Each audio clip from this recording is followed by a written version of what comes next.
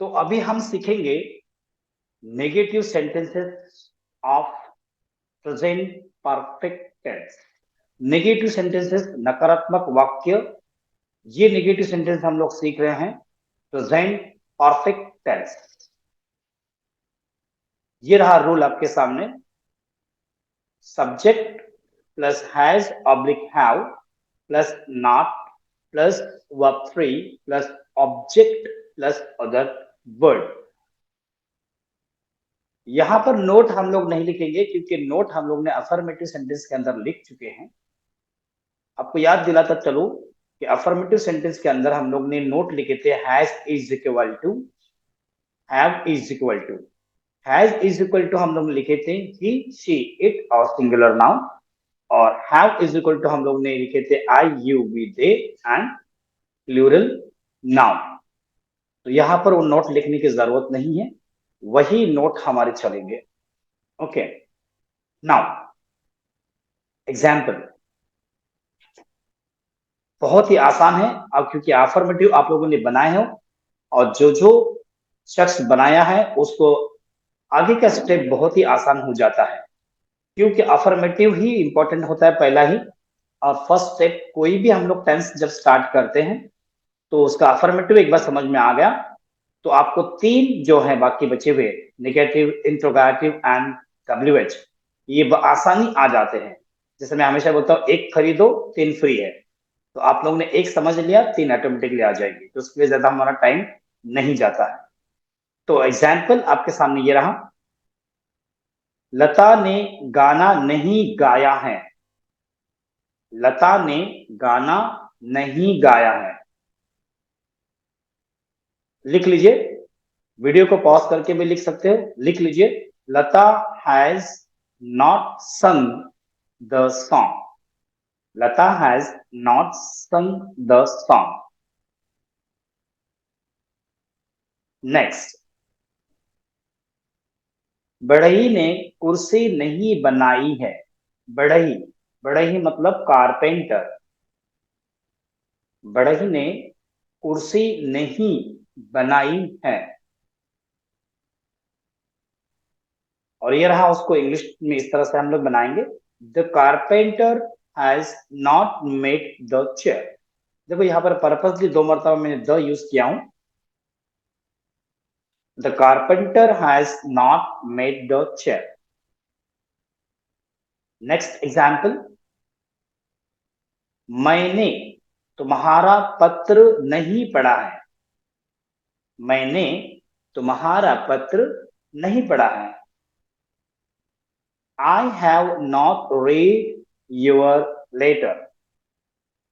I have not read your letter.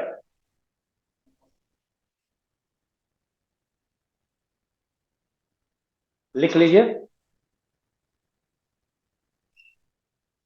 Next, उन्होंने घोड़ा नहीं बेचा है। उन्होंने घोड़ा नहीं बेचा है।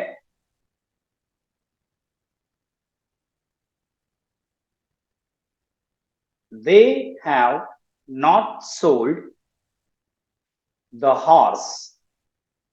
They have not sold the horse.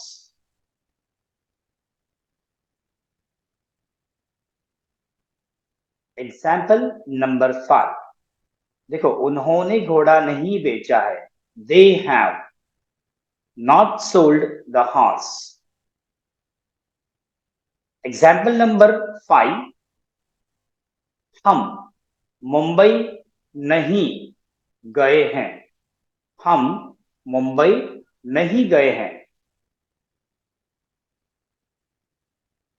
देखिए इसको इंग्लिश में इस तरह बनाते हैं, we have not gone to Mumbai. We have not gone to Mumbai. हम मुंबई नहीं गए हैं। डाकिया मेरा पत्र लेकर नहीं आया है। देखिए, डाकिया मेरा पत्र लेकर नहीं आया है। यहां पर देखिए क्या क्या है वर्ब्स,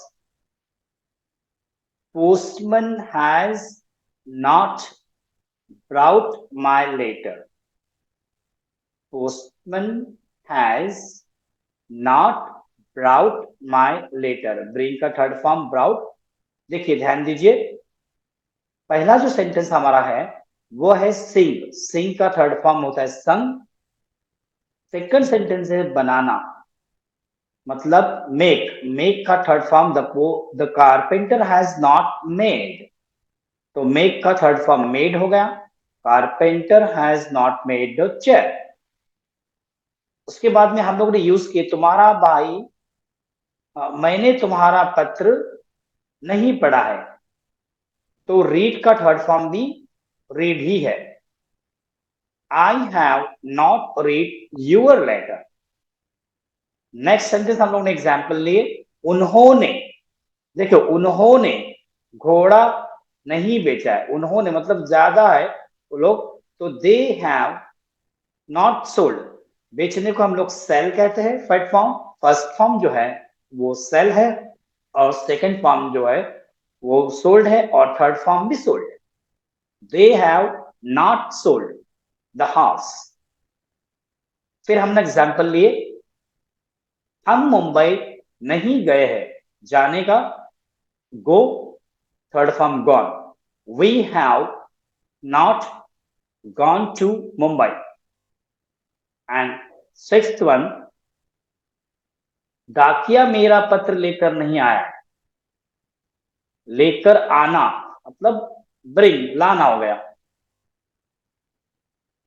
नहीं लाया है होता तो भी वही होता, लेकिन यहां पर लेकर नहीं आया है मतलब ब्रिंग होगा, वहां पर हो जाएगा third form brought. Brought. Postman has not brought my letter. तो ये हमने 6 सेंटेंसेस आपको एग्जाम्पल के तौर पर बताए हैं. कितना आसान है. एक बार आपने प्रैक्टिस करना शुरू कर दिए, उसके बाद में आपको स्ट्रक्चर समझ में आ रहा है. स्ट्रक्चर आप लोग लिख रहे हैं, समझ रहे हैं, लिख रहे हैं, समझ रहे हैं. वीडियो को बार बार रिपीट कर रहे हैं.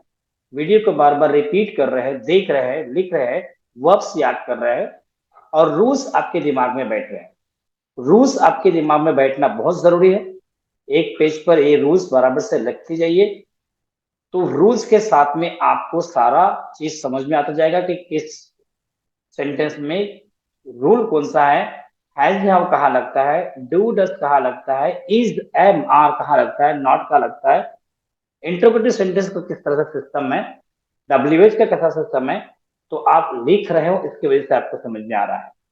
और उम्मीद करता हूं कि आप लोग लिखते रहेंगे प्रॉपर, और हर वीडियो ध्यान से देखेंगे, और प्रॉपरली आप फ्लुएंट इंग्लिश बोलेंगे.